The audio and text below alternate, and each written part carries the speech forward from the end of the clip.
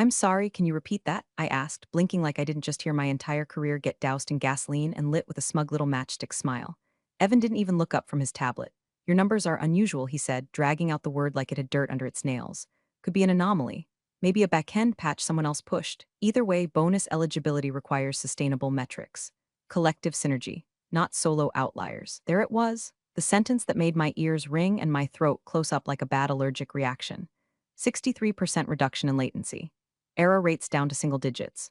4 years of obsessive weekends, missed birthdays, and enough caffeine to stop a horse's heart, and this Red Bull-stained MBA just erased me with a phrase he read in an airport business magazine.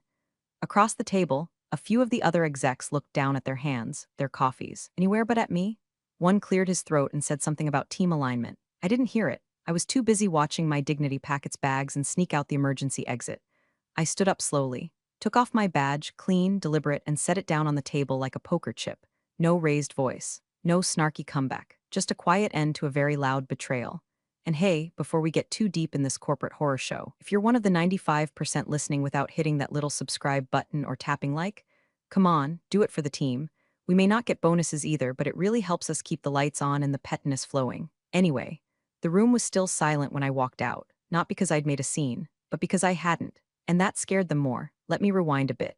The system, my system, was a Frankenstein of legacy code duct taped together by 3 decades of interns, consultants, and people who'd long since moved on to better paychecks or padded resumes. When I got there, it was already on life support. No docs, no version control, just chaos and a bunch of Excel sheets with names like do not delete this one final V2. So I rebuilt it. Quietly. Methodically. The kind of obsessive that made HR politely suggest boundary setting workshops. While the rest of the department was busy playing agile charades and ordering lunch on the company card, I was buried in dependency maps and system calls at 2 a.m., debugging things no one else even knew existed. And I wasn't looking for glory. I just didn't want to live in daily fear of another 2-hour outage because some subroutine got cranky and took the whole billing module with it. But Evan didn't see any of that. Evan saw bullet points, headshots, his own reflection on Zoom calls. He was hired 3 months ago, fresh from some buzzword factory where disruption meant gutting every process that actually worked and replacing it with branded nonsense. First thing he did? Can the old team leads, renamed the dev squads to impact clusters, and started every meeting with a slide that said let's go hunting like he was auditioning for a leadership cult. When I showed him the report, complete with before and after load times, CPU metrics, user impact breakdown, he squinted like he was reading hieroglyphs. Feels a little isolated, he muttered. Did you run this through alignment protocol? What protocol? I asked. He smiled. Exactly, I knew then. Bonus wasn't coming. The recognition never arrived. The moment he read my name next to those stats, his brain filed me under threat. A system that worked too well in a woman who didn't ask permission to fix it. So yeah, I handed over the badge. No tantrum, no fight, just quiet clarity. Because what Evan didn't realize, what none of them had taken 5 minutes to ask, was that the system wasn't fixed by committee. It wasn't the result of synergy. It wasn't some magical patch someone else slipped in. It was mine. Built from memory, from muscle, from instinct honed through every midnight crash and early morning deploy. And more importantly, it lived in my head, not in Jira, not in Confluence, not in any pretty documentation portal that Evan could parade around during QBRs. When I walked out that door, I didn't just leave behind a job. I took the map, and I knew exactly what was going to happen next. By the time I pulled into my apartment complex that night, the story had already taken on a life of its own. Jennifer walked out, no notice, no handoff, no goodbye lunch, not even a LinkedIn update. Just whispers echoing through Slack threads and lukewarm texts that hit my phone like little digital shrugs. I sat in the driver's seat for a good 10 minutes, just watching the rain carve slow, greasy rivers down the windshield. Somewhere behind me, a neighbor's dog barked like the world was ending. Fitting. Inside, the apartment smelled like takeout and stress. My laptop was still open from the night before, a half-finished YAML file blinking back at me like it was confused we weren't at the office. Or maybe I was confused. You pour years into something, actual years, the kind that eat your 20s alive, and then it ends in a 5-minute meeting and a smirk. The first text that came in was from Raj, one of the backend guys I used to sync with on deployments. Heard what happened. Sorry, that's just messed up. 2 minutes later, wait, did you really not leave anything behind? Then Chloe from QA, so Evan said you quit cause you couldn't adapt to the new structure? I told him to shove it, for the record. Adapt. Cute word. Gets tossed around when people want to blame you for not playing dumb. But the one that stuck was from Mel, the only person who ever stayed late with me during system rollbacks. It just said, you built that thing from scratch, they'll all see. I stared at her message for a long time, not because it made me feel better, but because it reminded me why it hurt. I didn't just build the system. I was the system. Every cron job, every endpoint, every obfuscated variable name nested 10 levels deep in a function chain, that was me. I turned chaos into logic and logic into reliability. I didn't need Jira tickets to track what I already carried in my head like a second heartbeat, and now I had to let it go. So I did what anyone would do after being erased. I got to work. I started backing up my personal files, tax stuff, receipts, personal scripts, not work product. Nothing they could scream IP violation about, just the scaffolding of a life they clearly never saw as valuable. I shut down my remote access tunnels, deactivated my repo keys, revoked the one lingering admin token from a dev box no one had touched in 18 months. But then I hesitated. There was one old script, an ancient thing I wrote in my second month on the job. It wasn't fancy. Just a legacy watchdog that pinged critical services and left little breadcrumb logs in a secured sandbox directory. We used to call it Cerberus because if anything started acting weird, it barked. I opened the log file. Line after line of green checkmarks, timestamped like a neurotic diary. OK authenticated heartbeat 2025 to 10 to 2802, 1704, and then one line nestled at the bottom in clean white text. Info auth expired. Redirection pending. I didn't write that message. Not recently anyway. It was part of an old test scenario I'd forgotten even existed. An internal joke, really. When the system couldn't validate the core architect's token after X days of an activity, it triggered a cascading permission shift. A harmless little quirk, unless someone tried to override it. I closed the terminal, didn't touch a thing, just let it sit. That night, I slept like someone had pulled the batteries out of my anxiety. Not because I was okay, because I wasn't carrying it anymore. Let Evan spin whatever bedtime story he wanted. Unfit for collaborative leadership? Sure, let him believe it, but I knew the truth, and more importantly, the system did too.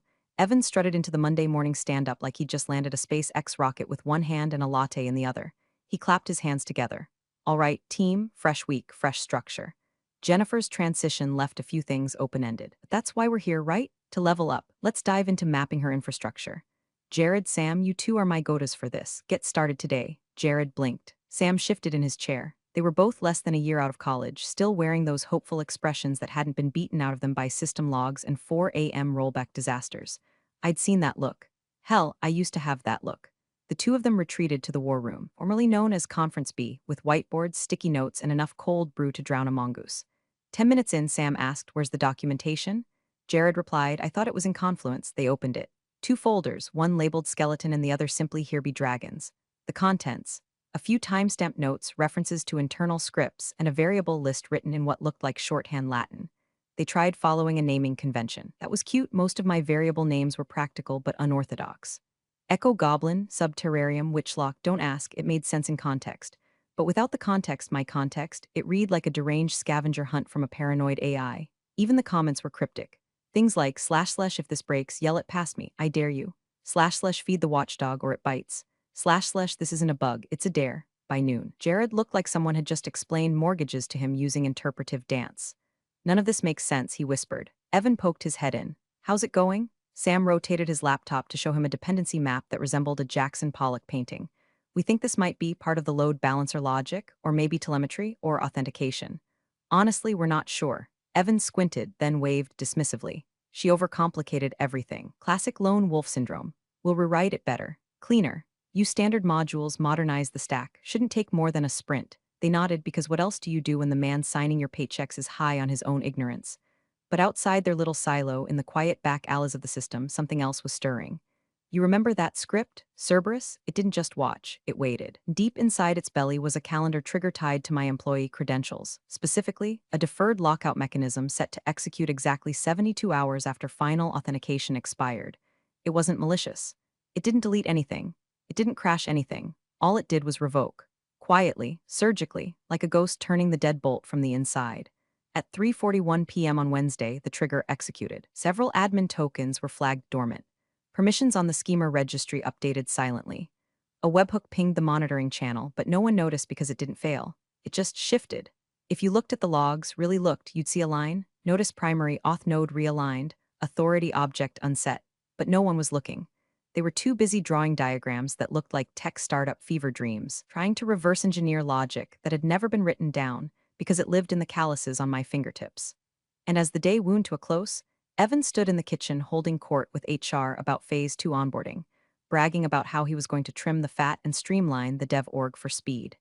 He didn't notice the two junior devs sitting silently in the war room.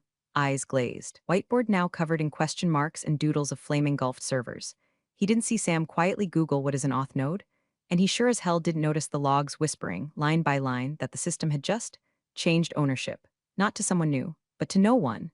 It started with a blip. That's how these things always start, like a single hiccup in a silent room, just loud enough to make someone glance up, and go right back to pretending everything's fine. Wednesday, 11:04 a.m. A routine sync between the billing subsystem and the internal audit ledger failed.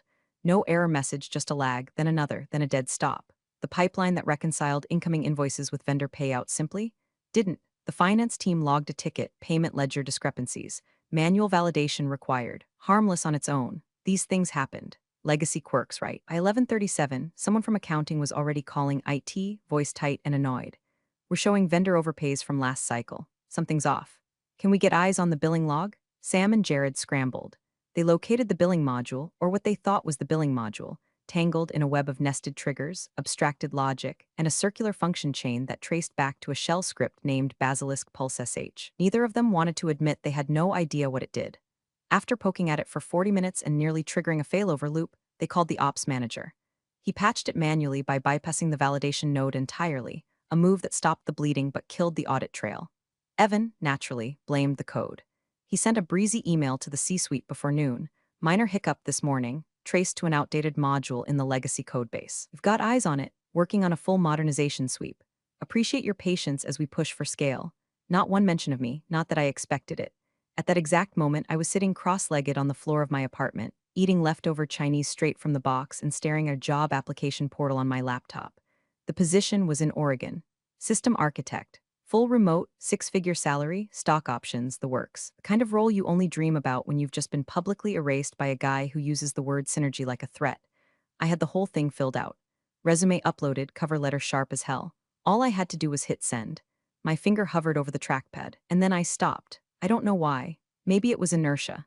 Maybe it was bitterness disguised as hesitation. Or maybe I wasn't ready to walk away just yet, out of habit. Muscle memory more than anything, I opened a secure shell to the admin console. Not the company-issued dashboard they gave us after some compliance seminar. No, my console. The one I built after the third time our ops monitoring flatlined and no one noticed for 6 hours. Encrypted, unlinked. Invisible to everyone but me. It opened like an old friend. The UI was brutalist, charcoal background, lime green text, no styling. Just raw numbers. CPU load, memory usage, service pings, and at the bottom, the heartbeat line. It used to pulse steady, like a metronome.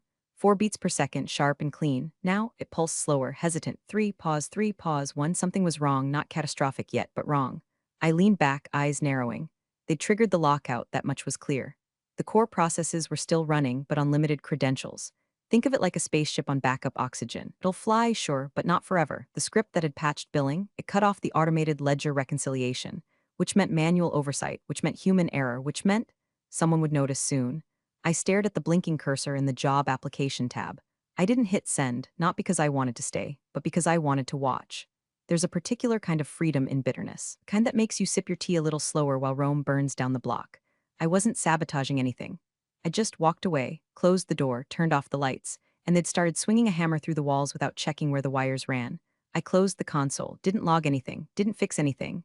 Just let it pulse, slower and slower, like a body waiting for someone to notice the flat line coming. The first real crack came Friday morning, not in the system, that had already begun its slow descent into limping dysfunction, but in the glass fortress of ego that Evan had built around himself. An email came in at 7:12 a.m. from Michael Delacroix, our coup. Subject line was simple, outage review billing module.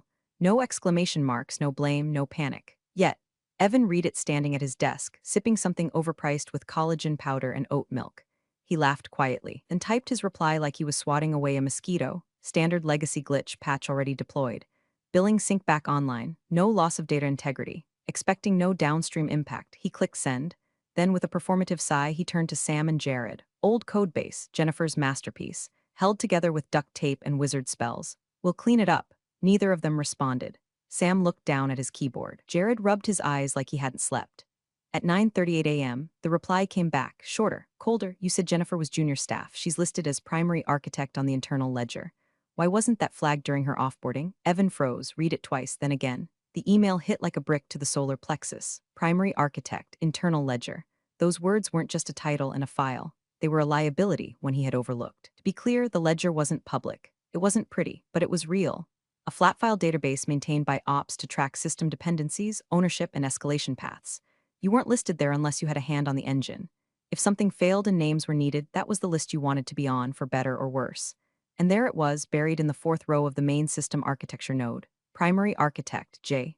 Barrett, escalation contact, terminated. Documentation link, N/A, that wasn't just an oversight. That was a gaping hole with a neon arrow pointing to Evan's desk. He started sweating. Opened the HR offboarding checklist. No mention of reviewing ledger dependencies. Opened the documentation index. Nothing but those two cursed folders, skeleton and here be dragons. He opened the company's Slack archive, searched Jennifer, and started reading his own words from the past week. She lacked alignment, didn't integrate well into the new model, unwilling to adjust to collaborative leadership. He looked like he was going to throw up. At 10:14, Delacroix called. Evan didn't pick up. Sent it to voicemail, then immediately regretted it. The COO followed with another email. I want a full dependency map by end of day. Include schema links, ownership trails, failover logic. If we lose vendor sync again, we're exposed on 2 contracts. That's a 7-figure problem. Evan, was anything deactivated when she left? Evan didn't know how to answer that because he didn't know what he didn't know. He'd never asked Jennifer for a handoff, never done a real exit interview, just smiled while she set her badge down and walked away. He'd assumed she was replaceable. That assumption was aging like milk in the Mojave. Meanwhile, Jared was furiously typing, pulling logs, trying to map out the database schema. Don't even know what half these tables do, he whispered. Sam chimed in, there's no rollback config, not even for the heartbeat module. Evan snapped, it's fine, we'll just rebuild. We don't need her documentation, we'll refactor. But even he didn't believe it anymore. Delacroix sent one last message. No subject line, no greeting. You're patching blind. If she's the architect and she's gone, then what we're running on right now isn't code. It's borrowed time. And for the first time since his smug onboarding speech, Evan didn't have a quip. He just stood there, quiet, pale, suddenly very aware that all those blinking dashboards he loved to parade around at meetings didn't mean a damn thing without someone who understood what they were built on. And that person was gone. No forwarding address, no backup admin, no map, just silence and a heartbeat slowing behind the curtain. The first alert came in at 2:13 a.m. Not a loud crash, not a system-wide scream, just a soft ping on the ops dashboard that said, Alert, Core API auth dropped below minimum heartbeat threshold. Then another alert, payment recon process failed handshake at 02:13:46. And finally, alert, heartbeat registry, no response from primary node. A silent triple tap to the temple. The night shift lead, Marcus, rubbed his eyes, muttered something about false positives, and checked the console, but it wasn't a false alarm. The processes were still up, but they weren't talking. 2 core services, alive but unresponsive, like blinking mannequins behind glass. Marcus did what ops does, restarted the services, cleared temp memory, reinitiated the chain from a known good config. Nothing, no errors, no logs, just silence. He called Evan. It rang 4 times before a bleary voice answered, yeah? We've got 2 core processes down. They're alive but not authenticating. Heartbeats flatlined on the primary node. Evan groaned. Did you try rebooting? We did, twice. Same result, payment recon's dead. Auth tree isn't populating, looks like a permission hang. Evan was silent for a beat. Then he said, all right, I'll remote in. By 2:23, Evan was logged into the system from his kitchen, sweatpants and bedhead, staring at the same black void Marcus had been fighting for the past 10 minutes. He tried flushing the credential cache. No effect. He attempted a global override using the fallback admin token. Access denied, token not recognized. He opened the failsafe scripts. Nothing but stubs. They weren't even wired to the right nodes anymore. Some of the core logic had been abstracted months ago. He remembered Jennifer mentioning it in passing during a sprint review he didn't really listen to. Sam and Jared were looped in.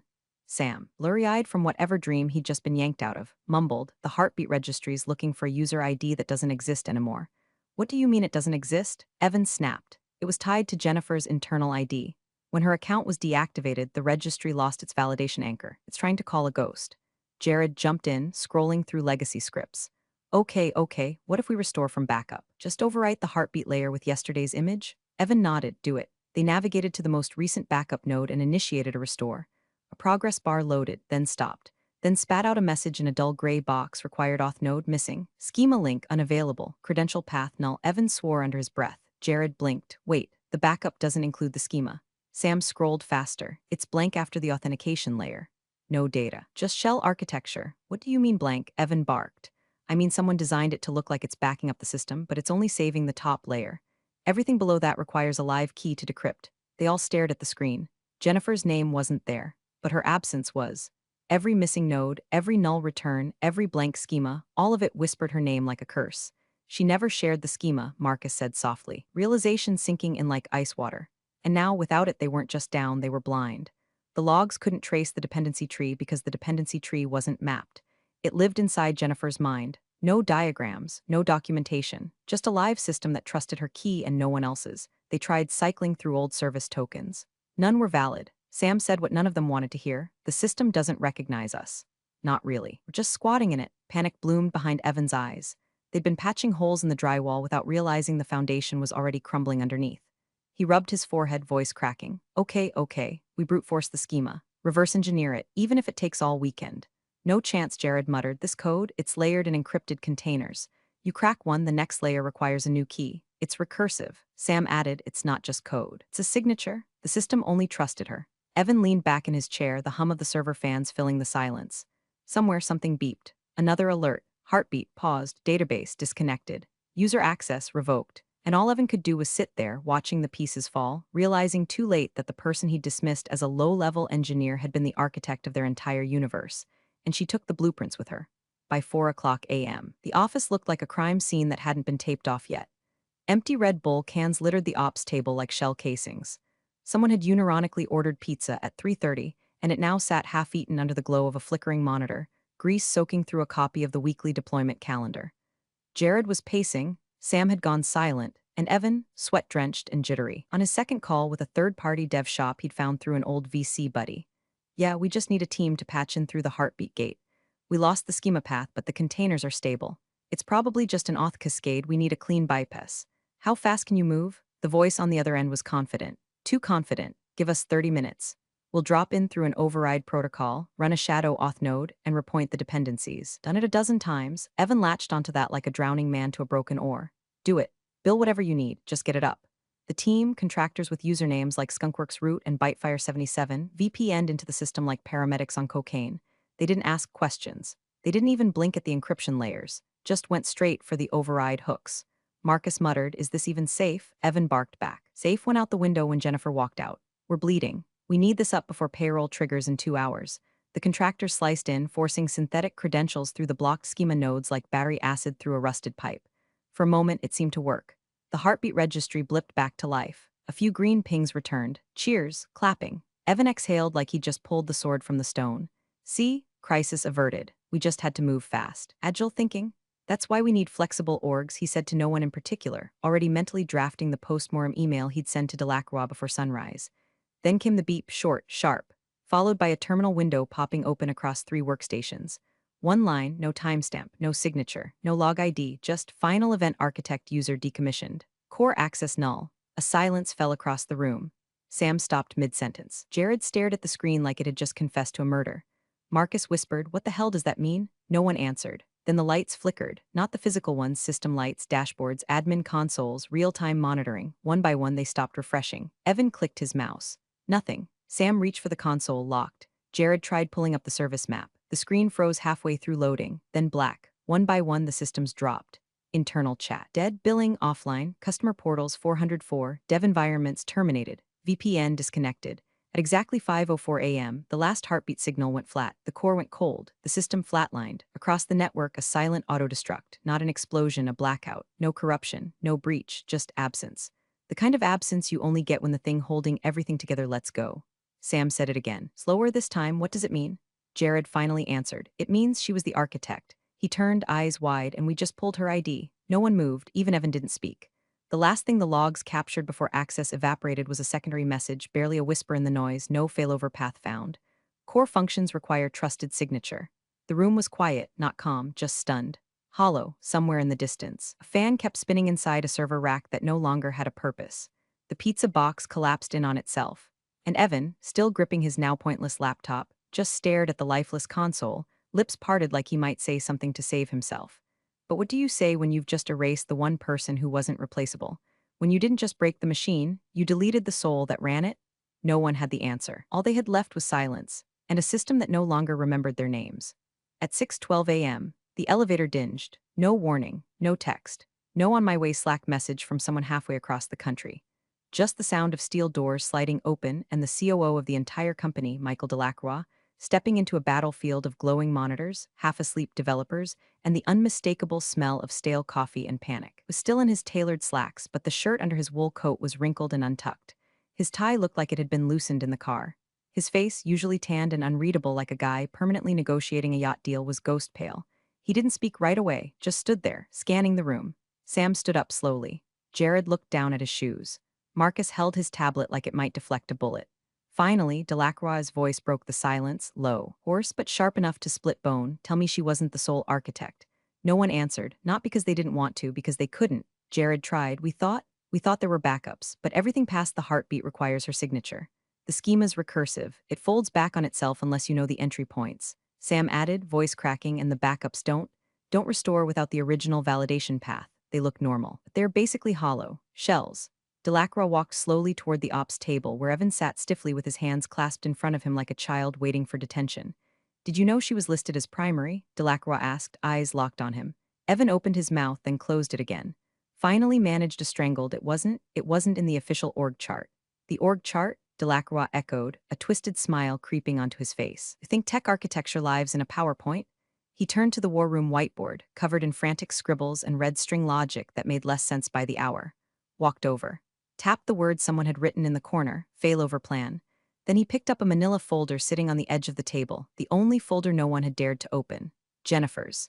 The one she dropped off with HR 2 days before leaving. No one had bothered to read it. It was passed around like a prop, assumed to be some polite offboarding checklist, maybe a W-2 and an exit interview form stapled together. Delacroix opened it. Inside, nothing, except a single sticky note, written in blue ink in the corner of an otherwise blank sheet. If you're reading this, it's already too late. He stared at it for a long time. Didn't move, didn't blink. Just stood there, the folder hanging open in one hand like a joke with no punchline. Then, finally, he sat down slowly into one of the ops chairs. Not the boss chair, not the ergonomic throne he normally occupied in the corner office. Just a basic plastic roller seat, like he didn't trust himself to stand anymore. He put the folder on the table, face down, and whispered, "We just lost the entire stack." No one breathed because they all knew what that meant, not just the systems down. Gone. The stack, the beating, breathing, modular core of the company's operations wasn't just unresponsive. It had rejected them. It had recognized Jennifer's departure as final. It had treated her deactivation like a power cut to the motherboard. And the worst part, it had done exactly what it was designed to do. Jennifer hadn't left a bomb. She'd built a vault. And when she walked away, she took the key and let the door seal shut behind her. Not malicious, not vengeful, methodical. Delacroix ran a hand through his thinning hair and looked at Evan one last time. You let her leave, he said, flat and cold. Without an interview, without a review, without a trace. Evan tried to speak. Failed. Delacroix didn't wait for an answer. He just leaned back in the chair, closed his eyes for a moment, and exhaled like someone coming to grips with the fact that the house they'd been living in for years had actually been balancing on one matchstick. And the match was gone. By 7:45 a.m., Legal had taken over the ops floor like a crime scene unit stumbling onto a body with a name tag. Two attorneys, one with a Bluetooth headset permanently embedded in his ear, the other clutching a notepad like a rosary, were firing off questions at Evan while IT attempted, for the fourth time, to mount a remote volume that no longer existed. Do we have her personal number? Did she sign any NDA post-separation? Where's her last known contact point? The HR director, visibly sweating through her linen blouse, muttered, We sent her a thank you email. She never replied. Legal flipped open a printed exit packet and scrawled something aggressively under the words employee exit interview declined. At 8:10 a.m., someone finally tried the most obvious thing. They picked up the phone and dialed. Jennifer's number, her old extension, rang twice. Then, the number you have dialed is no longer in service. They tried her cell. Same thing, not even voicemail, just absence. That's when Sam, bleary-eyed and running on nothing but vending machine coffee and raw dread, opened his laptop and checked LinkedIn. Her profile was there, updated. A new banner image, mountains, clean air, the kind of view you don't get from a WeWork conference room. Underneath her name, the headline now read, Jennifer Barrett, Remote System Architect Independent, and the location? Boulder, Colorado. She'd moved, started over, rebranded. No mention of the company, no passive-aggressive commentary. Just a soft re-entry into the world on her own terms, like she hadn't just dropped $1 billion enterprise into a digital black hole. Meanwhile, across the country, in a small coffee shop off Pearl Street, Jennifer sat at a window bar with a cup of black coffee and a chocolate croissant she'd finally taken the time to enjoy. Her laptop was open, but not for work. A soft guitar instrumental played in the background. Her screen showed a clean, empty desktop. No alerts, no bug reports, no Slack notifications, just peace. She took a sip, eyes half closed, watching the orange-pink sunlight melt across the Rockies like something sacred. Her phone buzzed once. Email, subject, Systems Architect Opportunity Equity and Signing Bonus. She didn't open it, she didn't need to. Another buzz, a voicemail transcription preview. From Michael Delacroix, COO Jennifer, if there's anything we can do to fix this, please. We didn't know. She stared at the screen. Her thumb hovered over the screen for a second, then she turned the phone off. No words, no revenge post, no justification, just silence. The same silence that had spoken volumes in that meeting room when she handed over her badge and walked away. The same silence that now echoed through every dead server, every locked-out console, every null return. The same silence that answered Delacroix better than she ever could. Because some things don't need a reply. Some lessons only come after the crash. The screen fades to black, and Jennifer? She just keeps sipping her coffee. You're the real MVPs of the office jungle. Thanks for watching. Smash that subscribe button, or the coffee pot might just forget your next brew.